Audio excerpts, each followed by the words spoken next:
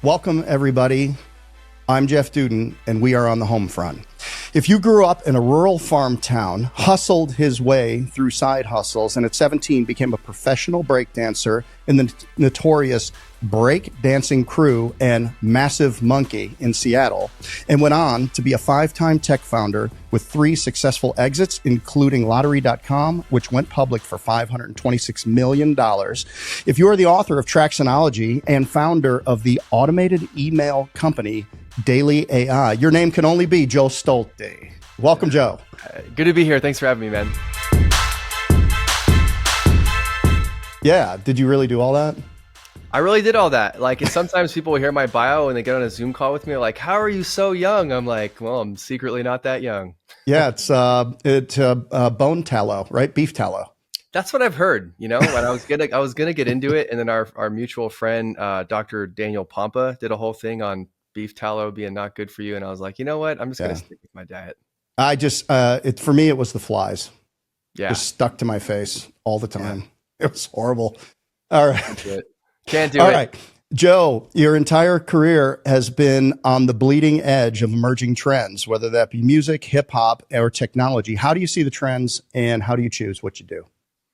Yeah, I think one of my zones of genius has always been to simplify and amplify. I just consume information and ideas in a way that allows me to really simplify them and distill them. It's been like that since I was a kid. I don't know if it's because I'm an entrepreneur and I see opportunities. But the other thing is just amplifying. Like, how do you take ideas, simplify them down, and then put them out into a world in a way that resonates more broadly with more human beings? And so I think that has something to do with how I'm able to see trends. Also, one of the things that I trained early in my career, like before I was an entrepreneur, I went from being a professional dancer to working in management consulting. And I spent 2 years at Microsoft. Mm-hmm. And that experience was interesting because I was not put on this world to do that, but it taught me how to think. It taught me all these really interesting ways of thinking and looking at data and finding patterns and identifying what looks obvious once you get close to the right information, but can be blind to, like everyone else is blind to it. And I think a combination of those two things is probably how I personally do it. Nowadays, it's like once you've been around the block enough times and you're up the experience curve, like life has all these interesting and ironic patterns, and they seem to repeat themselves because it seems like we as a species tend to repeat ourselves. And so, I'm in my early 40s and I pay attention to stuff, and it just starts to feel like things are quite circular in many parts of life, whether that's culture or technology, or human behavior. We just have these ways about us, and that tends to be what drives our reality. It's rarely the first startup that make people wealthy and successful. It's usually breaking a few things and then, like you said, developing some patterns of operating and then applying them to a new market or a bigger opportunity, or doing the same thing over again. One of the things about building into emerging markets is that it's not a red ocean. And so many people try to launch just another one of those businesses. And if the market's not growing, then you've got to take market share from other people or other companies. And it's going to be expensive because they're already entrenched. Like for us with our franchise platform, we've got 2 first to markets. We've got a fast follower in the space. And those brands, they basically grow unopposed. Hard to find. But when you do technology like you've done, there's always the next big thing. I'd love to hear just a little bit about how you got into breakdancing, how you started performing, and what that life was like. Yeah, I've had the same thing that got me into breaking is the same thing that got me into entrepreneurship. When I was a young kid, from as young as I can remember, I grew up in a farm town of less than 1,000 people, and we have a lot of money, right? And I didn't know anybody that had any money. And I like to jokingly say, I didn't know anybody who knew anybody that had any money.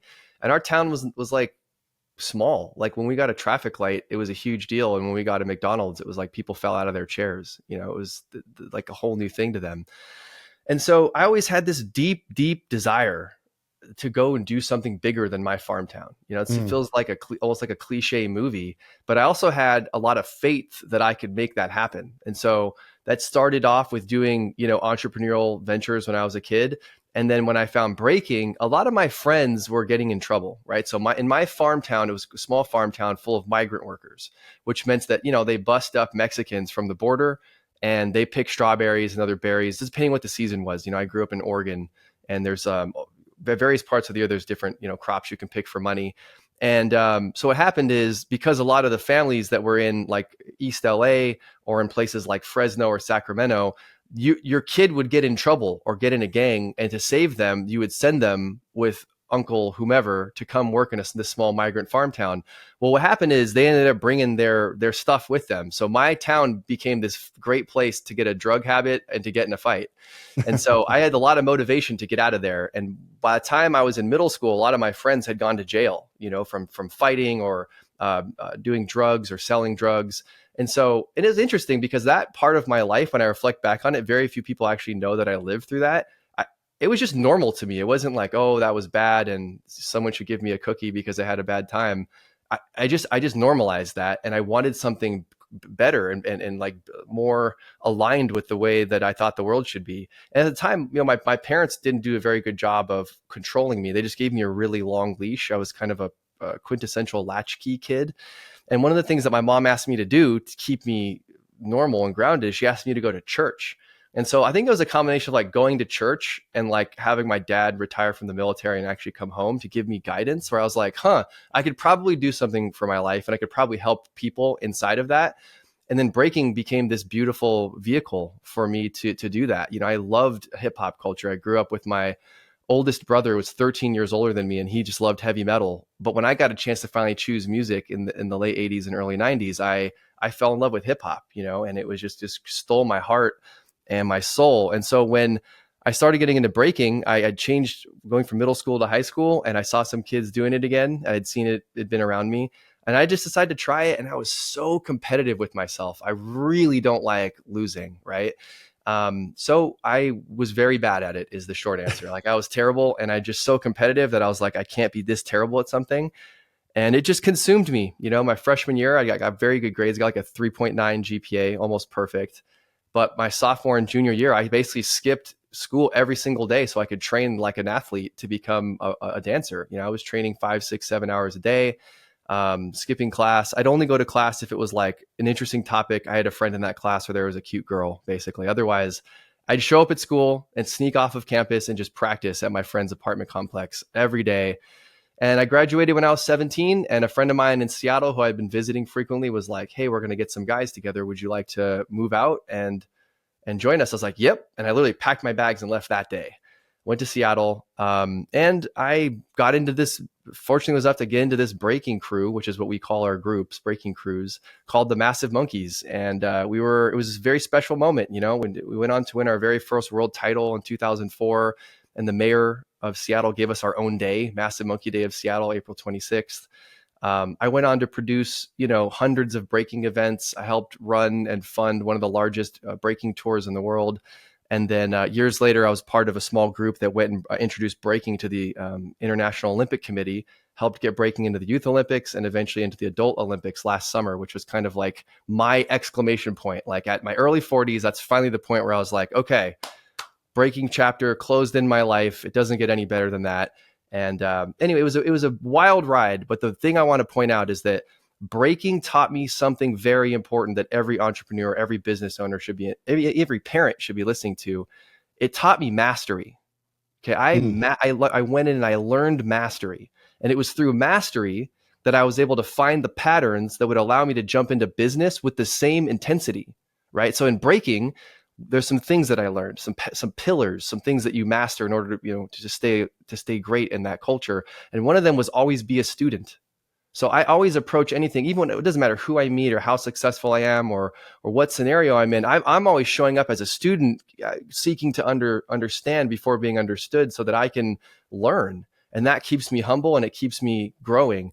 The next one was to study the history. Right. So in hip hop culture and in breaking, we study the history. I went to New York City and slept on the floor of these roach infested apartments in Harlem and in the South Bronx, so I could learn from the people that started this dance and this culture.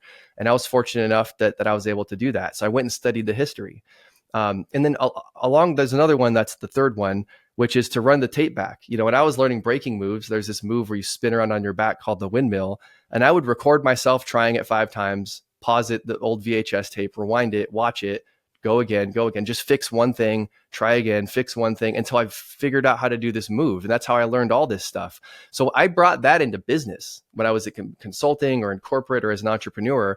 I show up as a student, right? I study the history and I play the tape back. And as long as you follow those 3 rules and you keep your feet moving, you can't lose in this game, right? You just keep going and you'll get better and you'll get smarter and sharper.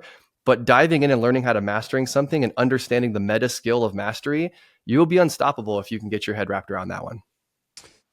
I think it was Paul Mitchell that said, if you haven't won yet, then it's just not the end, or something in that nature, right? So, if you're committed to continuous improvement, you're committed never to quit, you will eventually succeed. You might pivot, you might adjust 5%, whatever it is, but by running the tape back, you're going to see it.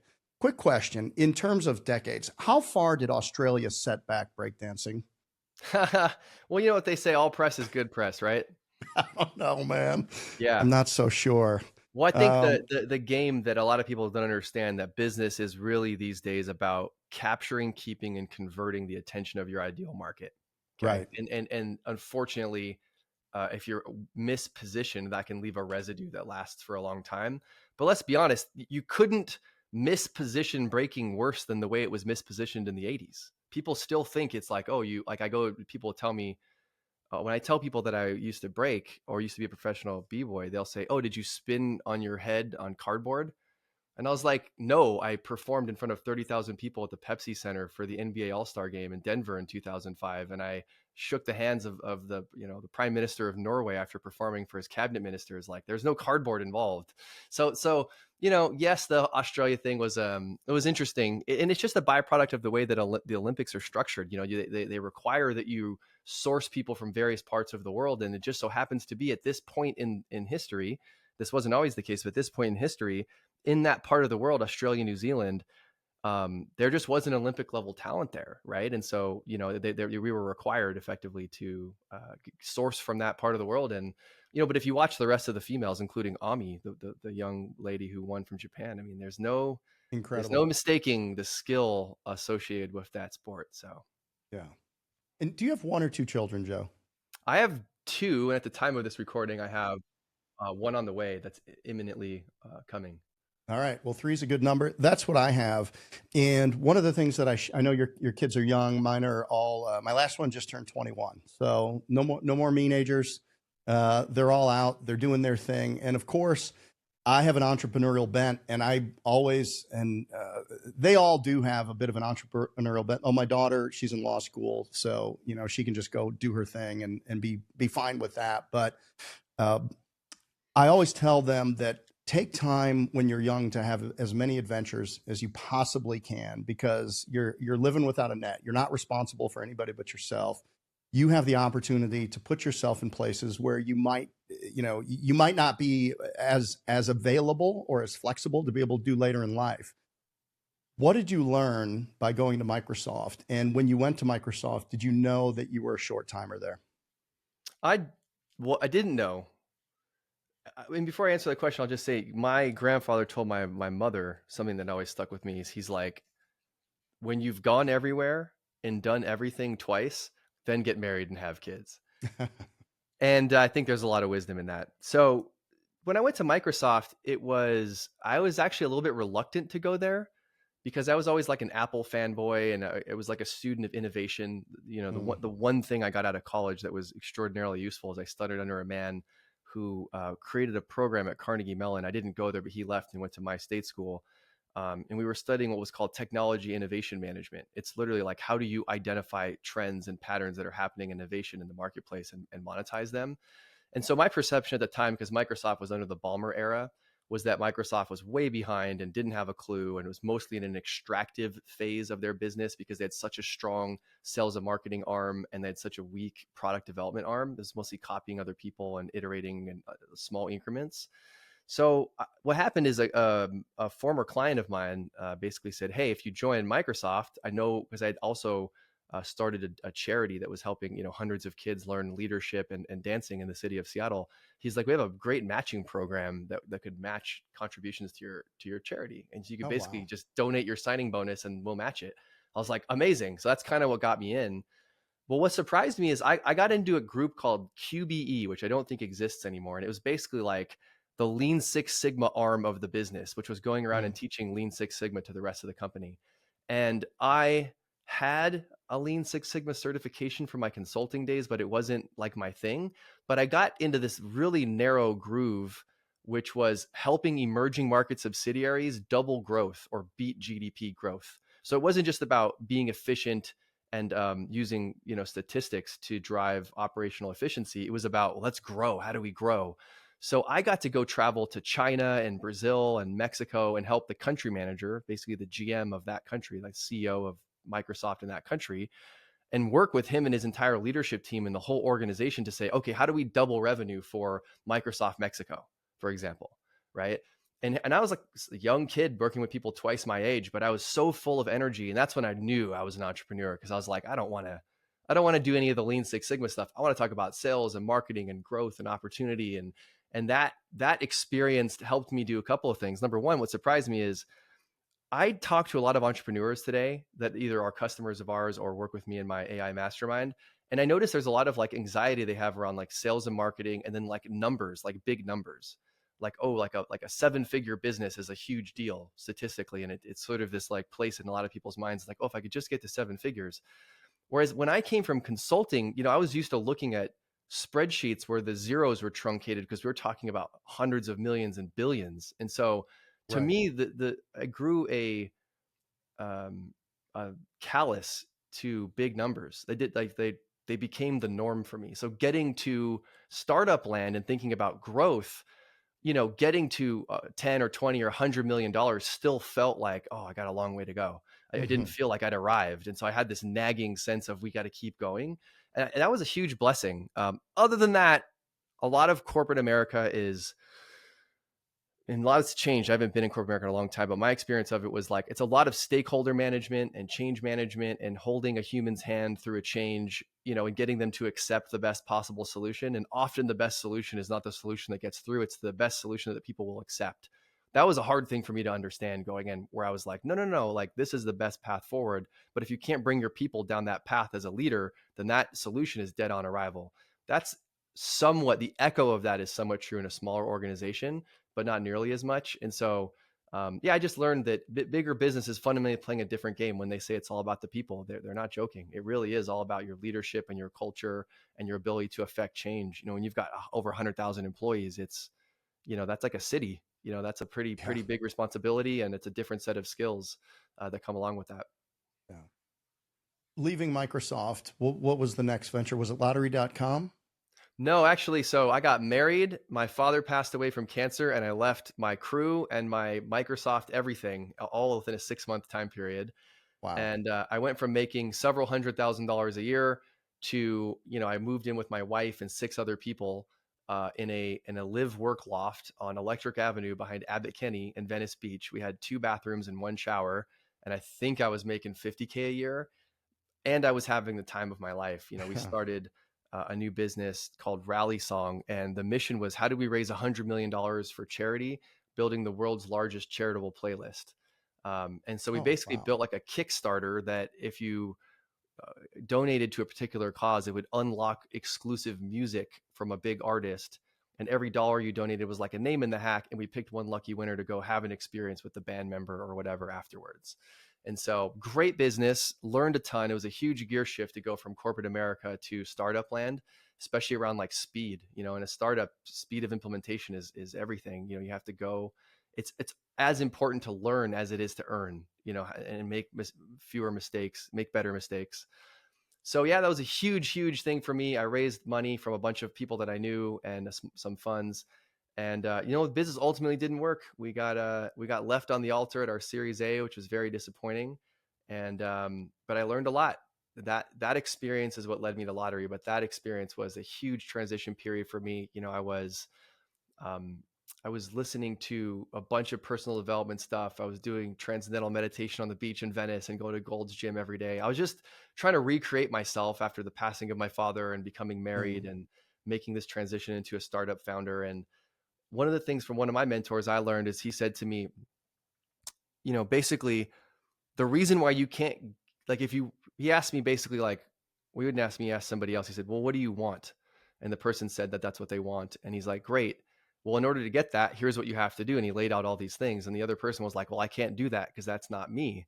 And he's like, exactly. You have to become not you, right? You don't discard the person that you were. You put like a new Russian doll and you bring that old person with you, but you have to become somebody new. Like I was not Yes. good enough to do startup stuff. I had to become somebody new. And it wasn't a self-worth thing. I just lacked the skill. I just was not skilled in those things emotionally or intellectually. And so I just spent a year or two rebuilding myself and learning how to fail, quite frankly, gracefully, which was tremendous. I learned probably more from that than I have from any positive exit as a business owner. When's the last time you had to remake yourself?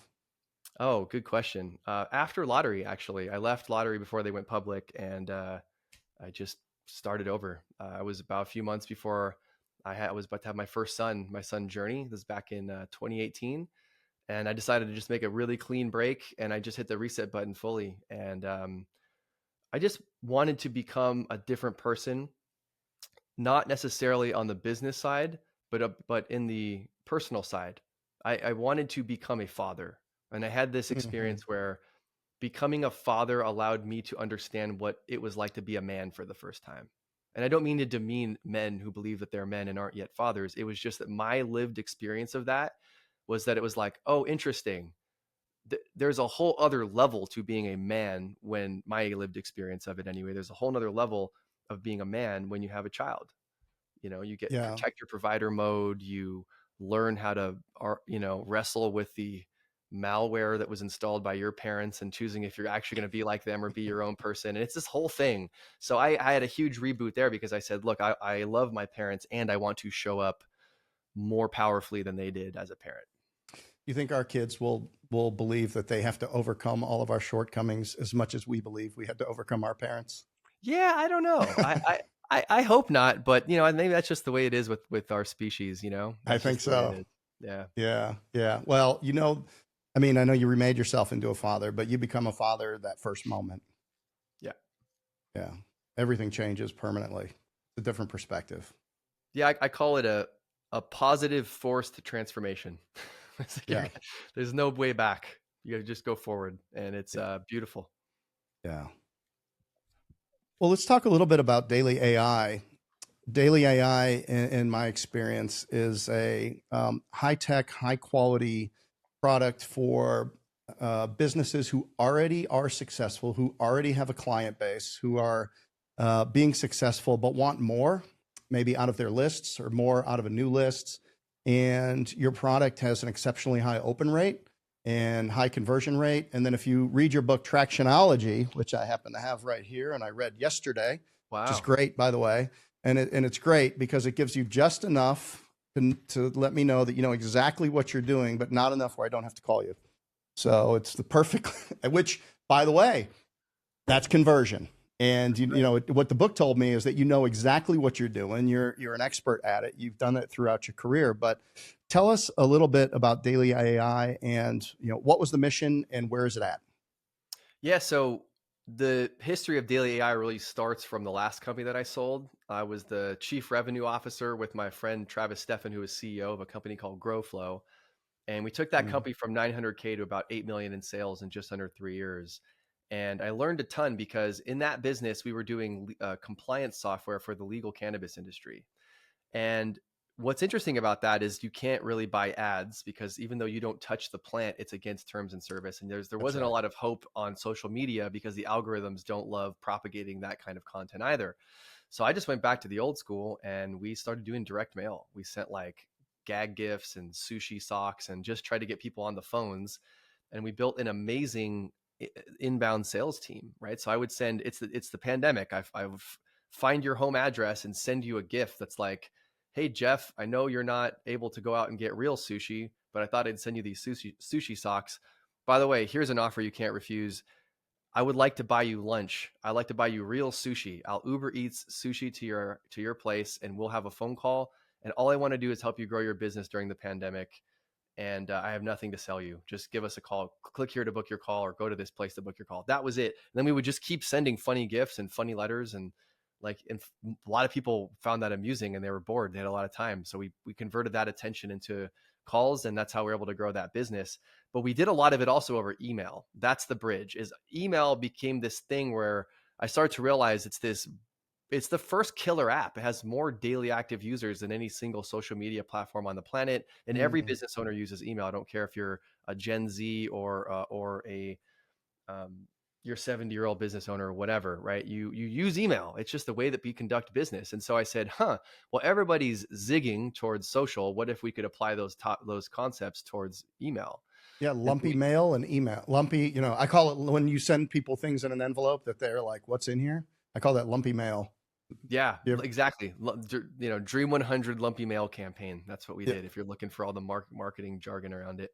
Yep, lumpy mail and then email. Interesting. All right. Yeah. So that business went really well. So when we were selling that business, I got in touch with my current business partners, Evan Pagan and Peter Diamandis.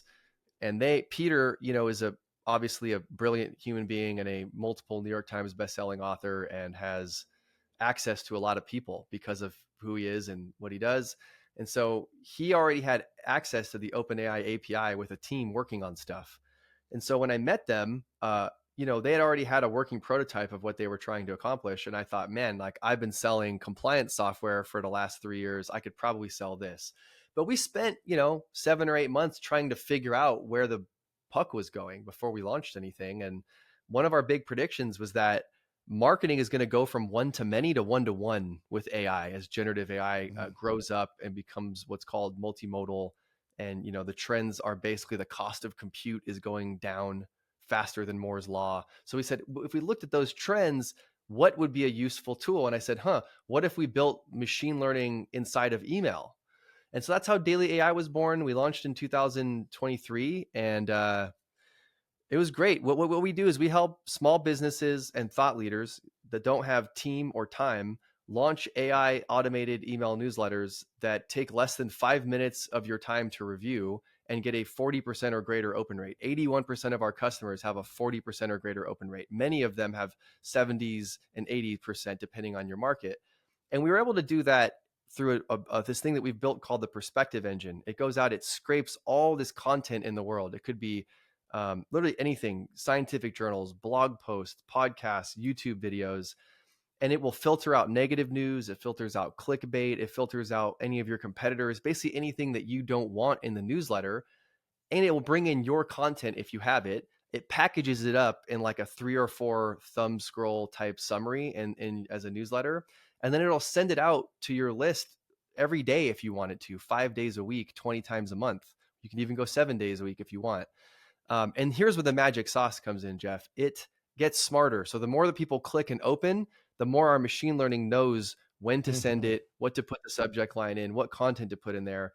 And the last thing I'll say is, because we knew that marketing was going from one to many to one, at the click of a button, you can send every individual subscriber their own version of the newsletter. It doesn't have to be a one to many thing. And that's what makes us superbly unique, is we built that from the ground up, because that's the future that we saw coming 2 or 3 years ago. You talk in your book about going narrow. This product, as I think about we have a project, an education business that we're in the process of launching. I'm thinking about all the email lists that I could get that would be referral targets or direct targets for this education business.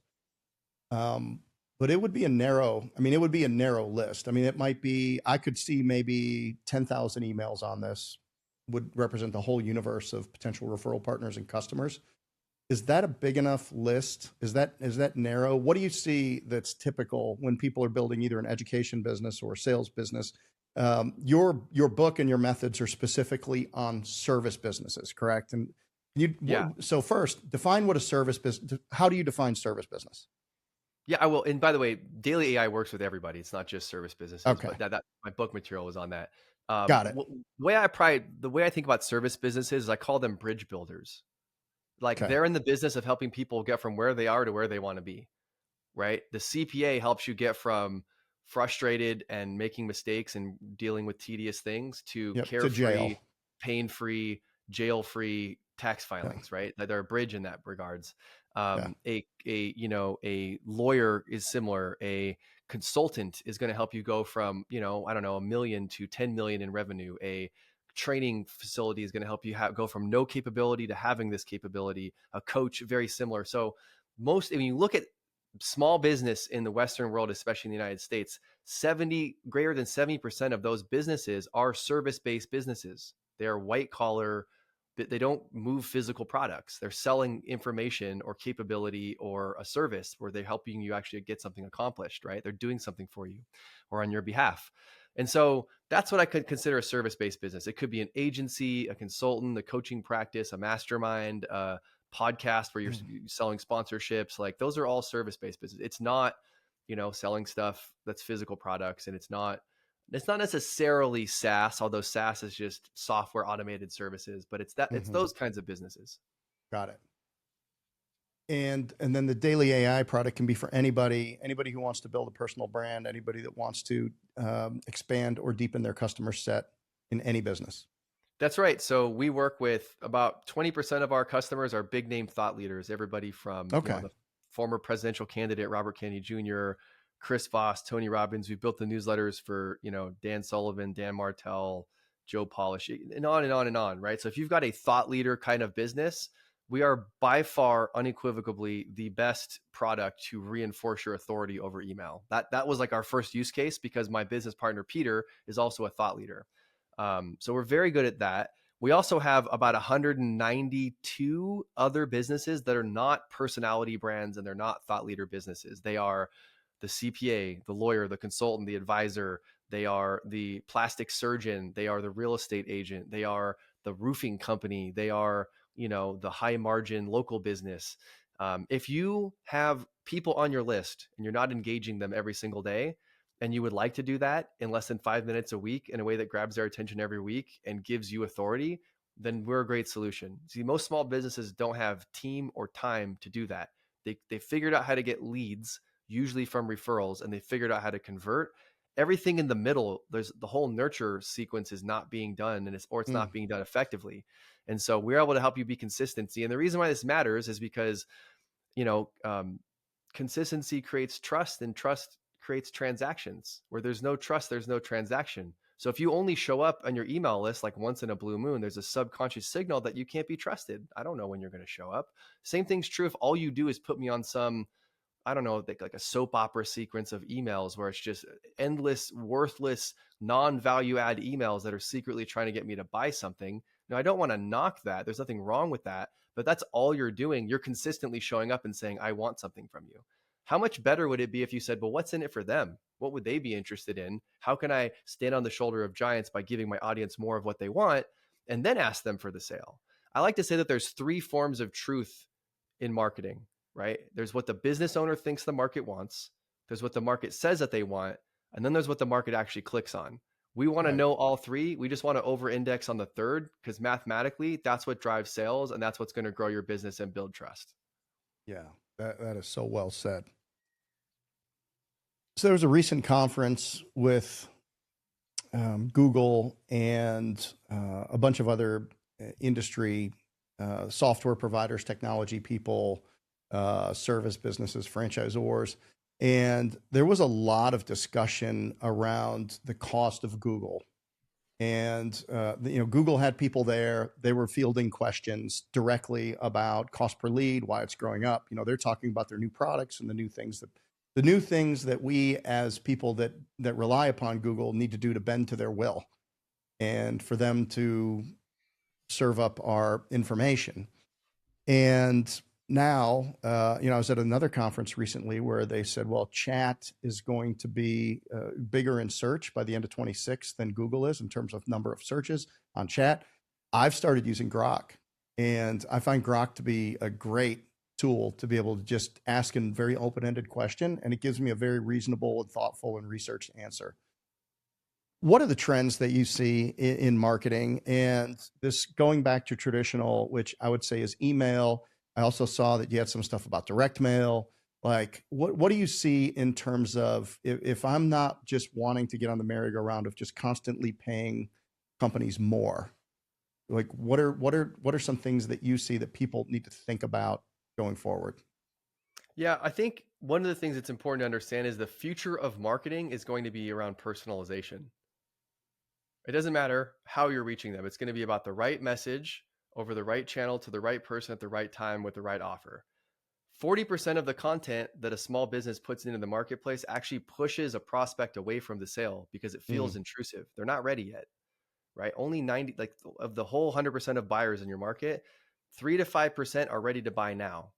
And that's either because they're what's called a low information buyer, which means they buy on emotion, or it's because they just don't need as much information. 97% of people actually need more information before they make a purchase. Now, as salespeople, we're taught to think that they're like tire kickers and they're not serious. No, they just need more freaking information to make a decision. That's what humans do. And so the big opportunities right now for marketing are to give content that actually gives them more information to help them, right? hmm And like if you think about it, the big opportunity is two big opportunities in marketing right now. Number one is making content, time on brand. How much time can you get someone to consume your content? Like stuff like this, like podcasts, social media, emails, phone calls, webinars, live events, doing partnerships, those kinds of things where you're getting someone to spend more time with you. It's worth looking up the 7-11-4 rule. Google came out with this rule. They apparently did a study some time ago that said that on average, to take somebody from a cold prospect to a paying customer, they need to be exposed to your brand for 7 hours with 11 touch points across 4 channels. So Yeah, brand, time on your content is what builds the trust that gets people to actually buy. That's why we do what we do at Daily AI is we want you to have those 11 touch points every day or every week. You're getting value. Then if you have a podcast or YouTube or you're frequently guesting on other people's channels, that's what allows people to spend time with you. That's 7 hours so that they'll actually buy from you. So the trends that I'm seeing that are working right now are people that are spending time to develop what I call brand, not necessarily logo and identity and colors and consistency, although that's important too. I'm talking about time on brand, time on you or your business providing value in the marketplace. That's what's driving trust. That's why so many people are working through what we now call key opinion leaders or influencers to drive sales, is because they have the trust. They have 7-11-4. They've already gone up the trust curve with everybody. And so I would just encourage at this point in the game, it's no longer nice to have some kind of a media arm in the business. You should be thinking about your brand as media, at least today in 2025.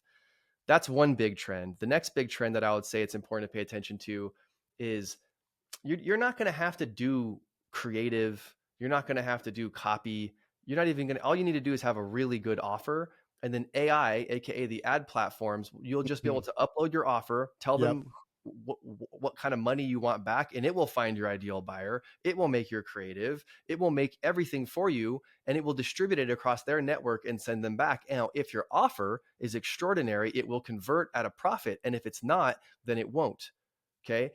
And I know this isn't a marketing question, but the game that everyone's going to have to start playing is what I call results as a service, meaning you're all the best offers mean I don't get paid until you get the result. got So it. all offers are going to move closer and closer and closer to results as a service over time. And so what you're going to start to see is that it's not the strength of your marketing, but the quality of your offer. That's the first door. That will become the new marketing, is a killer offer where all of the risk is taken off the buyer. The second place to win, that where marketers will win, is even if you don't acquire customers at a profit, if you have LTV, lifetime value, that's long enough, that's where you will make all your money. So even if you break even on the front, Yeah, you make all of your money by keeping customers longer and getting them to buy more stuff and to do it more often. That is going to be the new game of business. So everything will shift to the integrity of your service or your business. And if yeah, that's not valuable, you are going to get left very quickly, because the war for your prospects' attention is never ending and relentless. And somebody out there will figure out how to do it and do it better and do it with results as a service, where you get the result as the customer, and you only have to pay after you get the result. that's brilliant. That's absolutely brilliant. And it's a mind shift, and it forces you to think about really providing real value.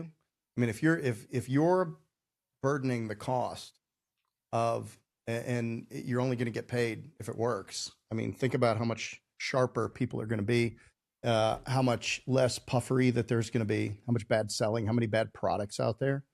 Um, Yeah. Well, right Yeah. now the big advantage is like have your offer be results as a service or as close to you as it as you can. I'll give you an example. Like, how could you do results as a service if you're a roofing business, right? Well, it's got to build the roof. There's upfront costs. It's hard, right? You Sure. could say, if we don't finish on time, then I'll give you 20% of the profit because that's my profit, Mm. right? Now that's shifting the risk. Yeah. Whatever the equivalent of that is in your industry, that's where I think people need to be focused. But the second thing is buy advertising. Go on YouTube and go on Meta and buy ads. It's so easy now. There's no excuses. Zuckerberg just came out with an update in their earnings report 5 or 6 days ago that basically said what I've been saying for 2 years, which is just give us your offer and what you want to sell, and we'll basically do the rest for you. We'll go find your customers. Give us your offer, tell us how much you want to spend, and we'll go do it for you. And surprise, they're doing that. And how do I know they were going to do that? Because they're all taking their cues from TikTok. That's what TikTok has been doing. So if you Right. want to see the bellwether of where all this is going, pay attention to what TikTok is doing with TikTok Shop. Pay attention to what TikTok is doing with AI user generated content. That's the future of marketing. But the big opportunity right now is have a great offer and put that offer on these ad platforms. That's the best AI in the world to get propagation. And then lastly, have beautiful follow-up with something like a newsletter, right? Like our AI newsletter. So you can stay in touch with people after you get their attention with your ad. That actually brings the cost of your ads down and allows you to convert more people over time. Mm. Talk to me about the impact of referrals on a business. Ooh, yeah. Well, I think my whole thought process around referrals comes from basically Silicon Valley.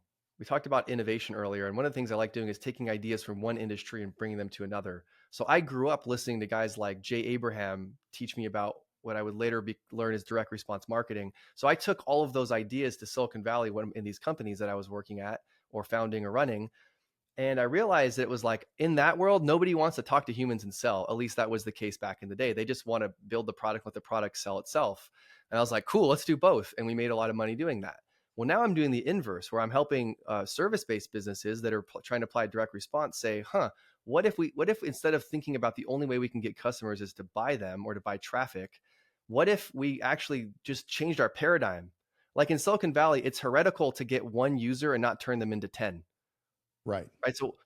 But when I meet service-based business owners, they don't go, I should turn one client into 10. That's just not a standard that exists. But I was like, no. Like we have to do that. Let's figure out how to do that.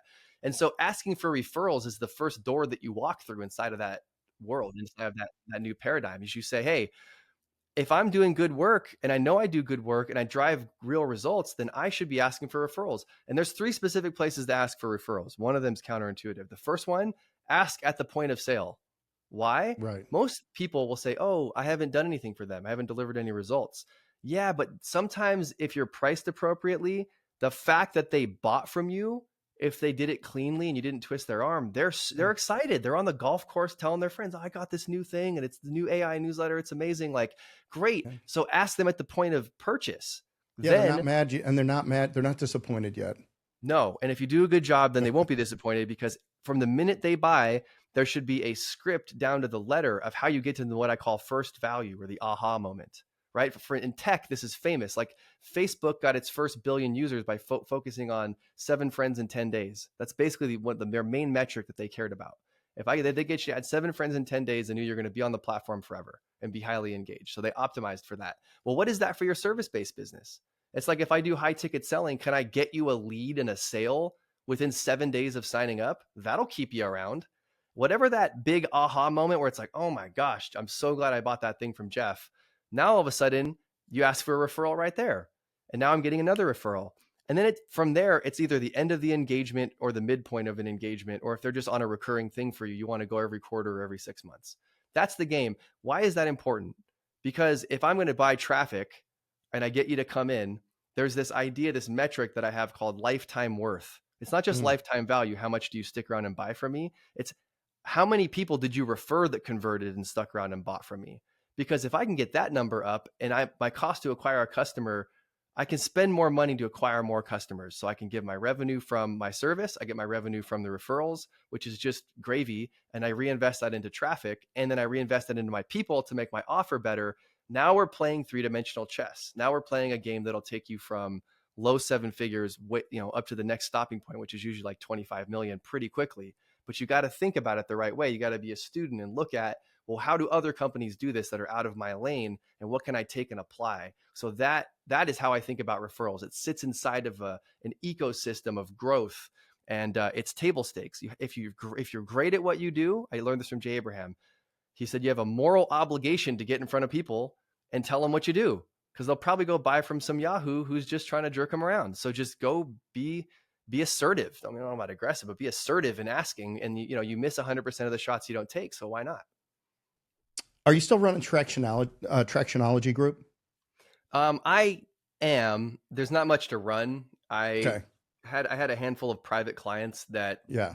I was coaching one-on-one, and I just don't take any more clients. We have like 8 a year, and I had many more. But what happened is I'll just coach them as long as they want to pay me. It's a low time drag thing for me. Yeah. But a lot of them are having exits. I have a client right now who's going through a multi-8-figure exit. Another one end of last year, did a multi-9-figure exit. These are people that were starting off at, let's say, 4 or 5 million a year. And I just stayed with them until the whole ride was done. And, we stayed till the end. So that's been super fun.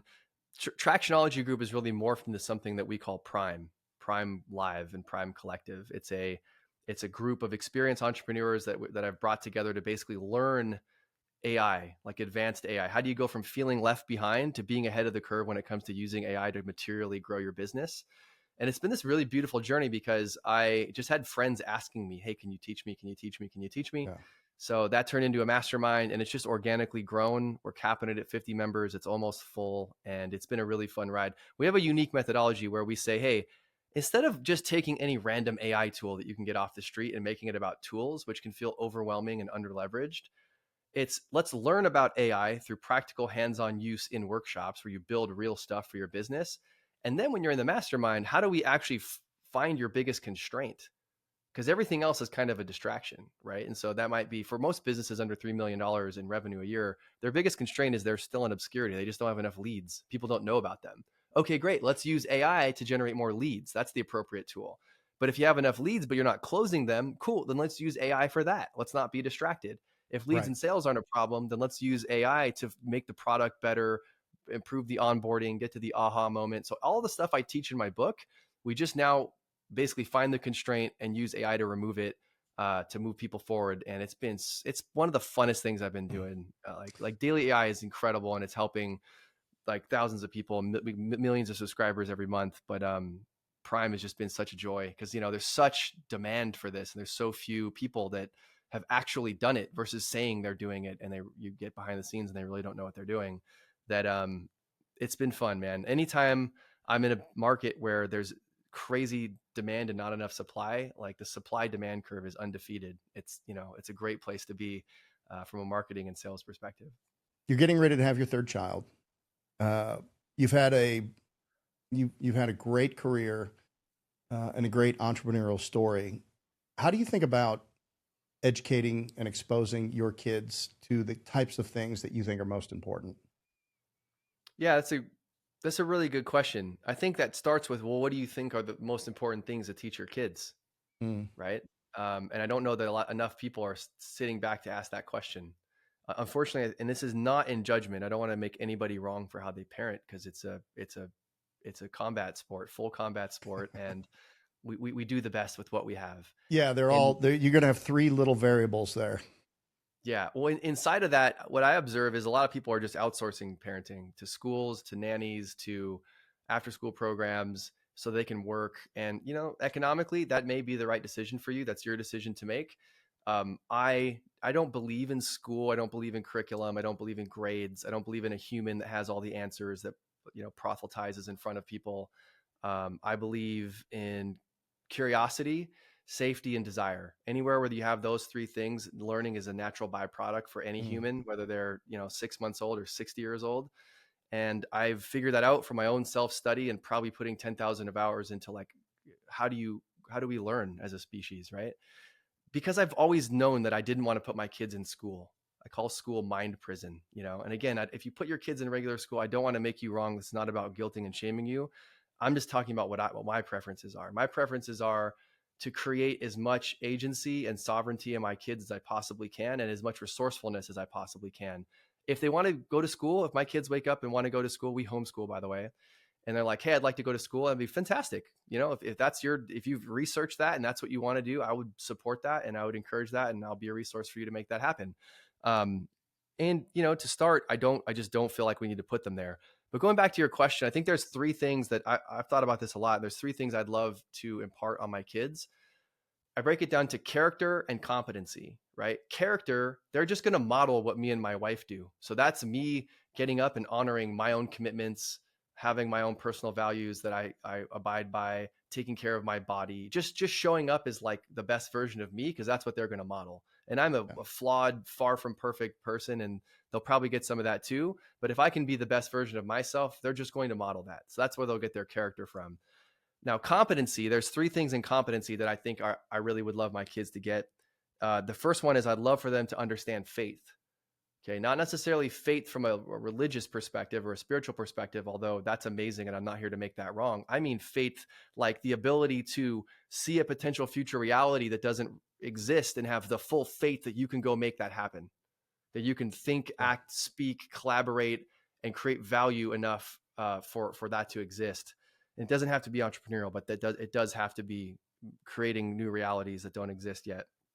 The second one is money, how to make it, how to save it, how to invest it, how to multiply it, how to give it away. And the third one is sales, you know, how to ethically extract money from other people's bank accounts in exchange for the highest forms of value. I think if they learn those three things, then they will be prepared for anything in the world. And I feel pretty good about that. There may be some future utopia where money is not the same thing that it is right now. I don't think that's going to happen in their lifetimes. And so that's why I think those things are important. And of course, I have a lot to say about character. Like I want them to be good people. I want them to have high integrity. I want them to be in service. I want them to lead. I want them to lead themselves. But ultimately, you know, they're going to make that decision for themselves. That's not my path to walk. I just get to shape it for them. But as far as competency, those are the three buckets that I'm pretty focused on making sure they understand before they leave the nest. What's the role of courage in living a great life, and how do you demonstrate that to your kids? You know, it's funny. Since my son was young, one of the things I learned in neuro-linguistic programming is that if you want to be the leader, like leaders go first. So he was like 2. He just learned how to talk, and I would say, "What do leaders do?" And I would tell him to say, "Go first." Oh, he's and he programmed. would just say that. You've already then won.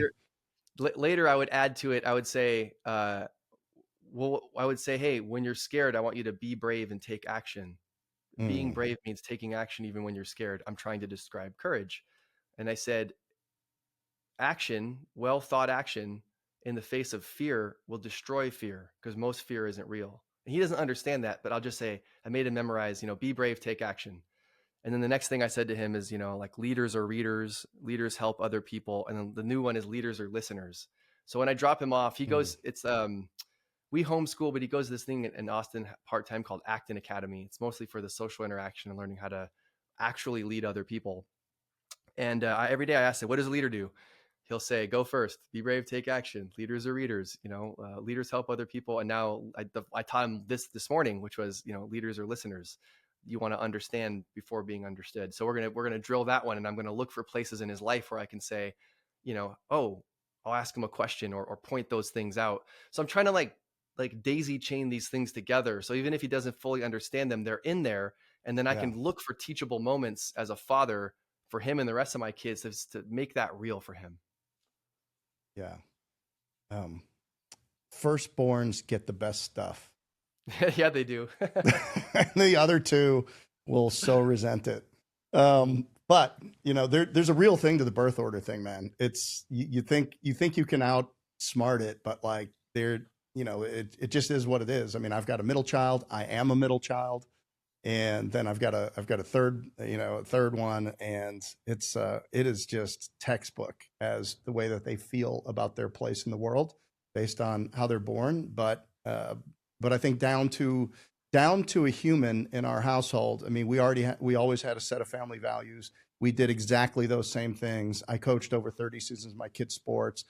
Leaders bring energy. You know, I mean, we had all of those little things that just become sound bites. You know, my oldest, you know, one of the things that I've always said is If you absolutely know the right thing to do that, right?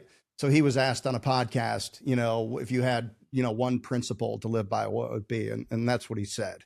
So Wow. the things that you constantly expose them to when they're 5, 6, 7, 10, 12, and then you live that through the interactions that you have with them, whether that's in athletics or in music or whatever, or whatever it is they choose to do, and whatever your engagement is with that, that gives you the real world context to be able to show them how to apply the principles that you think are most important. And man, that is the most important thing, because at the end of the day, you really don't want to teach them what to think. You just want to teach them how to think. You want to teach them how to interact. You want to teach them how to navigate. And I've always said, if I can have capable, competent, contributing, independent children, then that's it. And then whatever they make of the world and whatever the world makes of them, that's between them. Yeah, 100%. I love that. The one things I learned from the Bible is it says, if you raise a child in the way, they will not depart from it. Now, clearly, you're talking about the way, the religion, and I think that's true regardless, whether it's The Book sports of or Joe. yeah, exactly right. So I think that's that's what I've thought to myself is like, how can I whatever I raise my children in, that'll be the operating system that'll be hard to therapy out of them later. So I better do a good job, or at least not Yeah. do a terrible job. But I think you're right on the birth order thing. Like I was the last child, and I had a long leash, and for better or for worse, it worked out for me. So Yeah, I I, mean, your older siblings got the present in the box. You got the box, and then you just made it flat, and then you danced on it. that's right. The question: how old are your kids? 27, 24, and 21. Okay, so you did mention that. I just wanted to remind myself. So do you think that they materially embraced the call to leadership or these things that you embedded in them? Like if 100%. Oh okay, man, clear. It's so clear. In their own way, they all stepped up to the challenge. They aspire for leadership. And part of it is too, Tony Robbins thing, significance. I mean, in their own ways, they seek significance, yep, and they try to, so my daughter goes to law school, right? She went to Clemson undergrad. She decided to go to law school. She studied only 2 months for the LSAT, got a great score, and then she kind of nudged her way into NYU, and she kind of at the bottom of the list. But she had she was a 4.0 at Clemson and all of that. And I said, man, do you really want to go to NYU? Because that's expensive. Plus, I mean, the living is almost as much as tuition in New York. yeah. And I said, you could go to Chapel Hill or somewhere like that for free. And here you go, Joe, right back at me. Didn't you always tell us to compete at the highest level that we qualify for? And I'm like, shut up, girl. Just like, okay, well, I guess NYU it is. And she's thrived inside of it. And she's getting ready to do her second summer with K&E, which is like an $8 billion. It's the largest law firm, I think, in the world. Amazing. New York office, and she's just a little 5'2" thing walking, but like doing her thing, like doesn't want any help, doesn't want it doesn't want me to make a call for her if I have to make a call or something like that, or to try to help her. She wants to do it all on her own. Mm. And like that's what you want. You like, no, I got this. I can figure it out. I can do it. And then my son's an engineering student. He's very entrepreneurial. My youngest built a pressure washing business called Two Bros and a Hose. Had a 3D printing business where we had 3D printers all over the house doing aftermarket parts for RC cars that just came out and selling them on Etsy. So he knows how to sell. He knows how to do that. I mean, he set up all the marketing and stuff. And he's an engineering type, right? Very kinesthetic. And the kinesthetic learners tend to have, right back to where we started, they tend to have mastery in things. They might be slower learners, but there are artists, there are musicians. They tend to, like, his focus on a problem is, it is debilitating to me to try to continue to stay engaged, because he will just keep working the problem over and over and talking about it. And it's just so interesting, how to make this machine. And all of the businesses that he built had like some machine build to it. So he wanted to figure out how the pumps worked and how to put the skid in the truck and how to do this, or how to CAD design a light how to make a light kit work on an RC car, Wow. and then how to CAD design it, and all of that kind of stuff. So it's in the tinkering for him.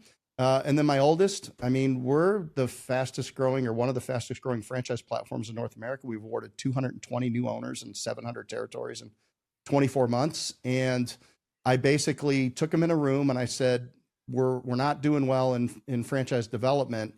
After he did all of he's an econ and finance guy. And, 3 years ago, I showed him the funnels and the business on two huge, 16 feet of whiteboards.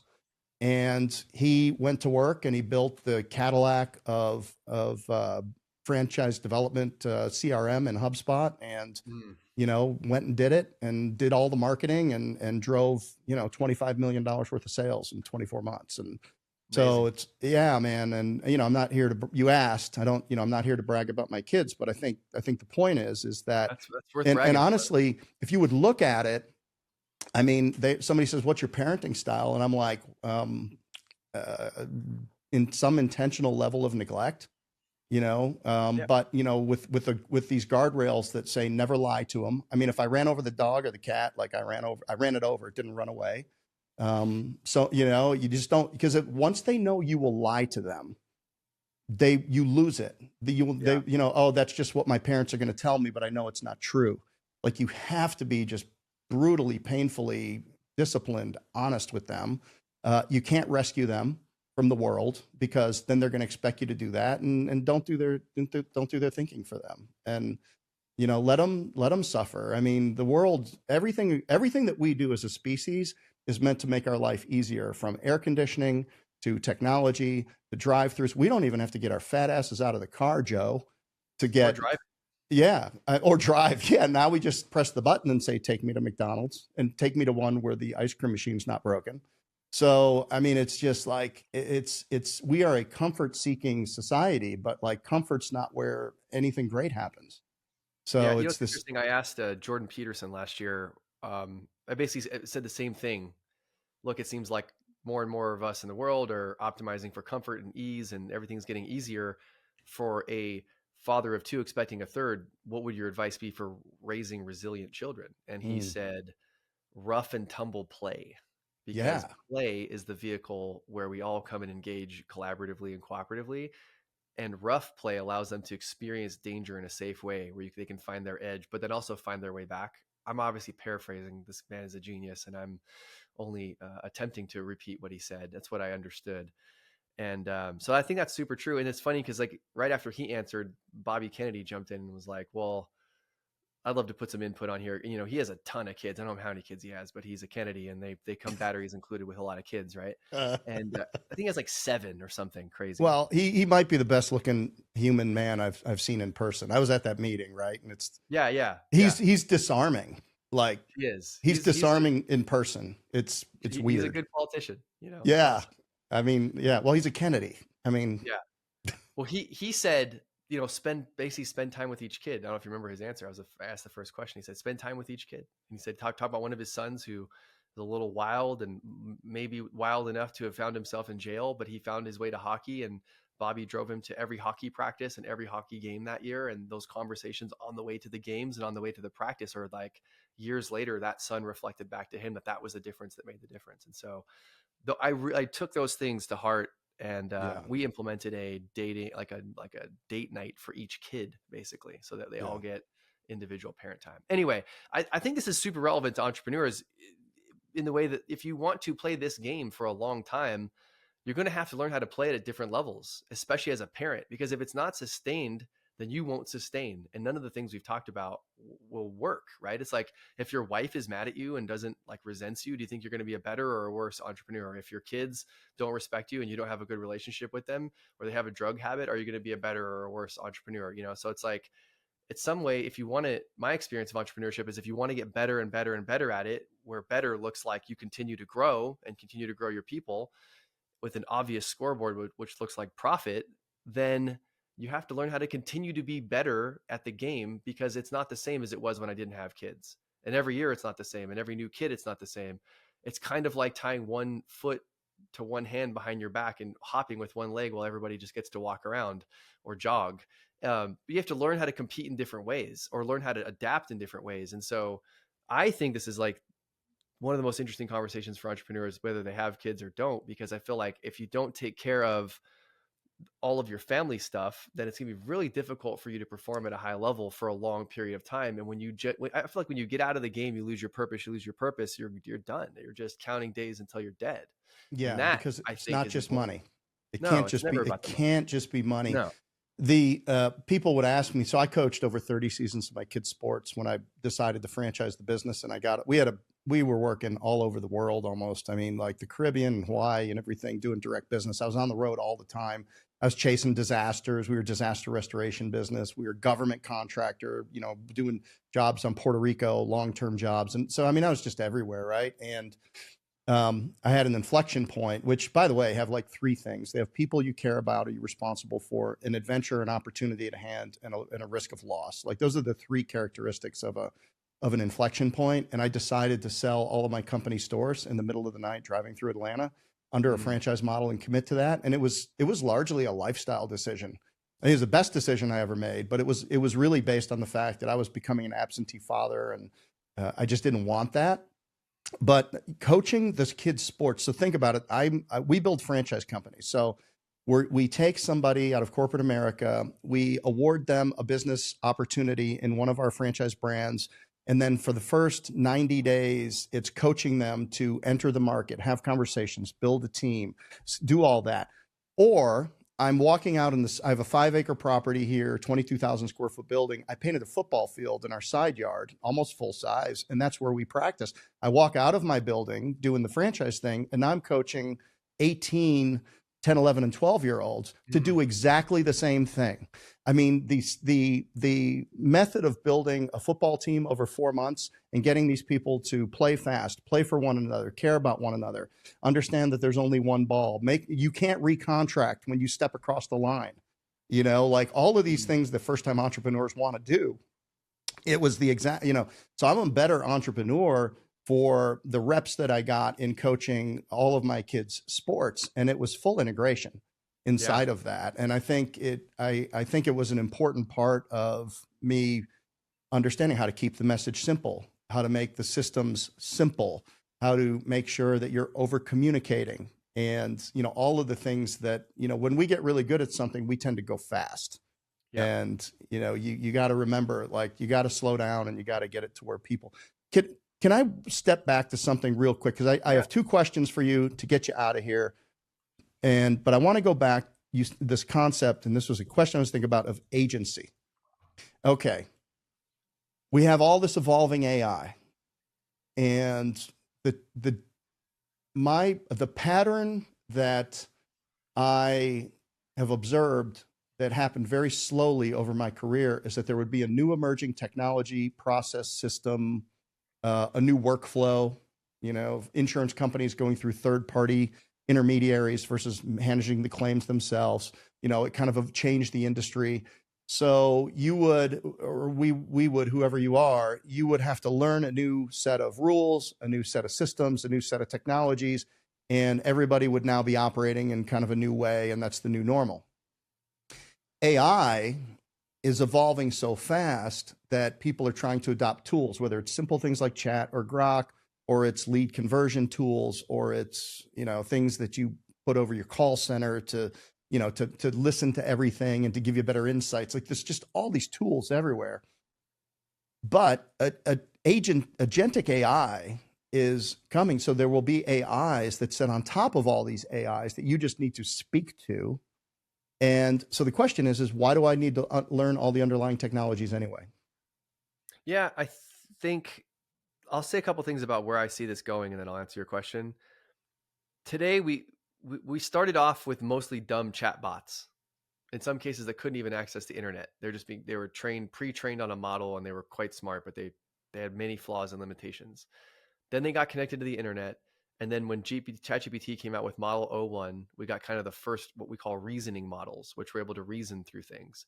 Reasoning is a super important component in the evolution of agentic AI, because if it's going to be truly autonomous, it's going to need to learn how to reason through things on its own.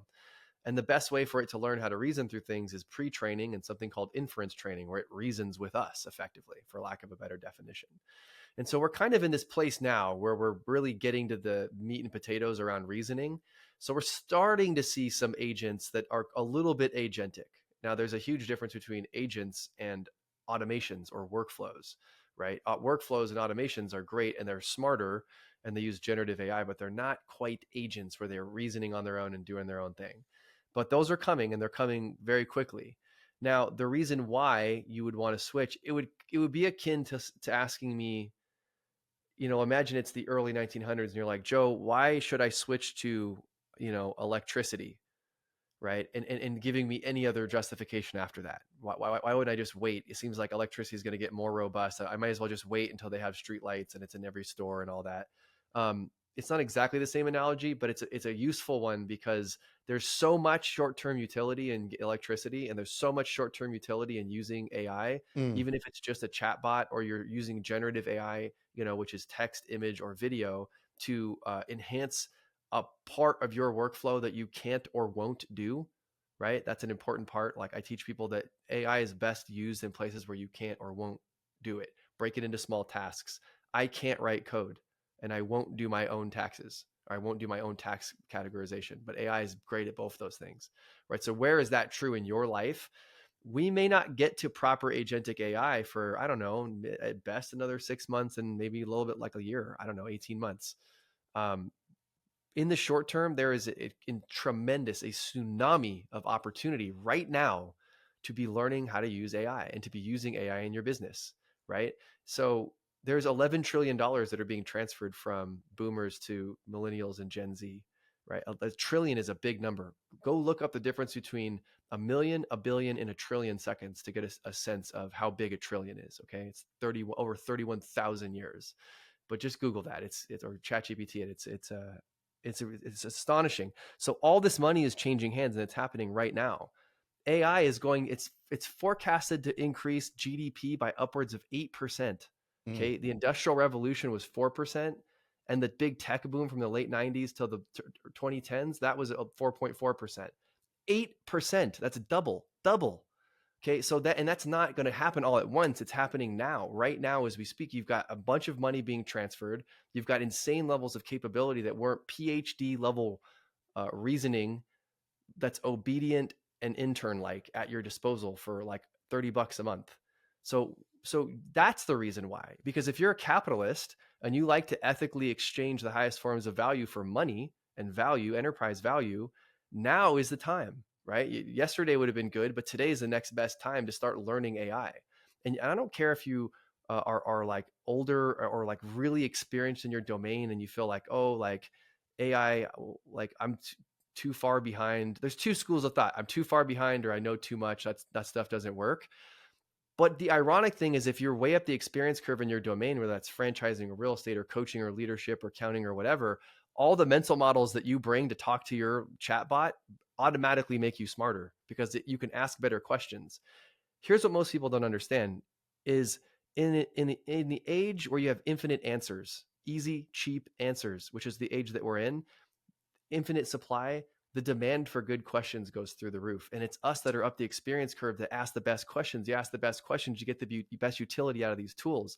So if you're feeling like you're left behind in this AI thing, we're like in the bottom of the second inning. Like it's early days and there's literally a sideways 8, unlimited opportunity right now. I couldn't be more of a preacher for this stuff. So that's why you should use it. You should use it because you can help people faster. You can empower your teams to do more work in their zone of genius and get more output for less effort. And you can make more margin, which means more money, which means more value to reinvest yourself in the world, in your business, in your community, or whatever the case is. Like that's why right now, when the agents come, it's not that it's going to be too late. It's just that like you're going to already have needed the AI muscle in the first place. So why not install it now, extract the value, and then when the agents come, it just makes it easier. You already have the railroad tracks built. We're just going to swap the cars out with you using the chat to having an agent use the chat and get you a better outcome faster. Beautifully said. All right, I've got a curveball and a fastball. All right, let's do it. Curveball.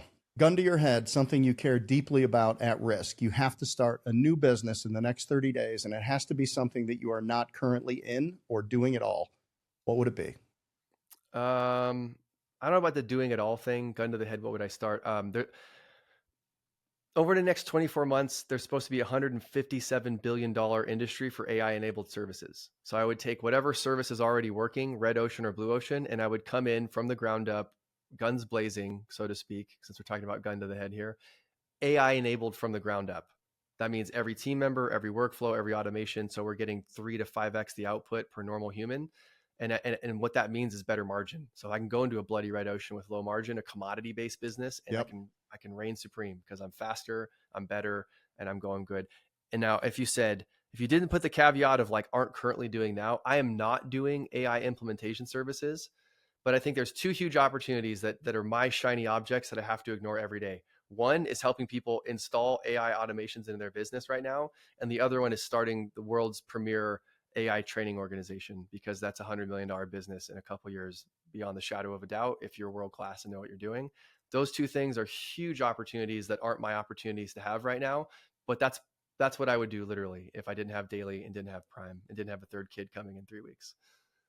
Yeah. I get the sense that you've got your priorities well in line and under control. I'm trying. One of the things that helps me is I actually, and I'll give this away for free. If you go to DM Joe, as in direct message, dmjoe.com, and you just message me the word time, that'll take you to my Instagram inbox. I have an automation in there. Just send me the word time, and I will send you the prompt that I use and that I teach for how to organize my time each week. It's an AI audit of my time. I use it in ChatGPT, and it starts to know my patterns, and it keeps me honest so that I can keep my priorities straight. I can keep my calendar straight. I can keep the shiny objects at bay. And I think like when you take a highly capable entrepreneur who's probably more inclined to have ADD and probably more inclined to chase shiny objects, and they run this prompt on Sunday morning or on Monday morning of every week, magical things will happen to your business. So go to dmjoe.com and just send me the word time, and you'll get a response, and I'll get you this prompt for free. Awesome. Great value, great giveaway. All right, here's one right down the middle. If you had one sentence to make an impact in somebody's life, what would it be? Oh, that's so good. One sentence. Can it be a run-on sentence? Yeah, I can, as long as you want, because usually you get a couple of words, then a long paragraph explanation or two. Yeah. Let me see. It would be give more than you take, make it better than you found it, and have grace for everybody's perspective, because we're all on our own individual journey together. I don't think you need to add anything to that. I think that's perfectly said. Thank you. Great. All right, Joe, this has been great, man. My pleasure. Thanks for having me, Jeff. All right, I'm Jeff Dudan. We've been here with Joel Stolte, and we have been on the home front. Thanks for listening.